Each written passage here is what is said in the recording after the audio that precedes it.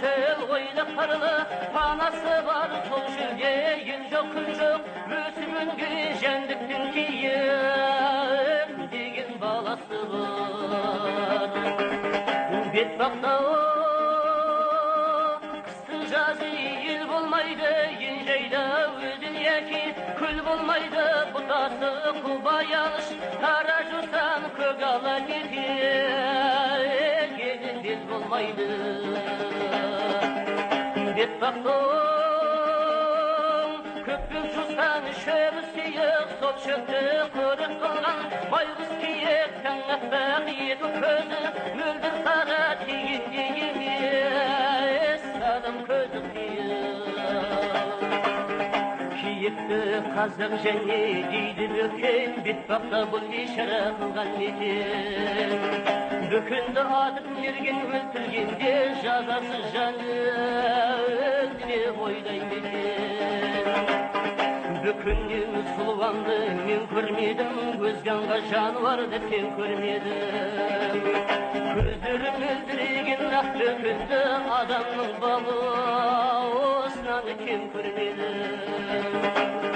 қап-қара екі көзі мөлдіреген әдемі егіт танау желбіреген елеңдеп жас балаша елпілдейді жер түрген жосынан да селдіреген азайда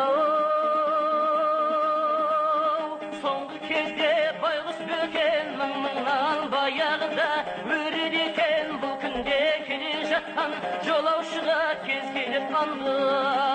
санда саяқ екен кей қазақ әлек қылған киік атып мүйізін пайда қылып шетке сатып сандалған бір киікке ұшырастым бір жылы бетбоқ шөлде келе жатып тамады қара жерге аққан қаны қиналып ентіген шыбын жаны боялып ақ денесі қызыл қанға келеді әлі бір жығылғалы қиырсыз бетбақтала қураған шөл жалғыз астырған қайды қолтақ жел меңіреу жан жоқ жып жылмағай ел қайда ел облысқа шулаған ел сандалып келе жатты ақсақ киік бір тоқтап қандасанда әлін жиып ақ бөкен сахараның бота көзі ат екен қанды адам көзі қиық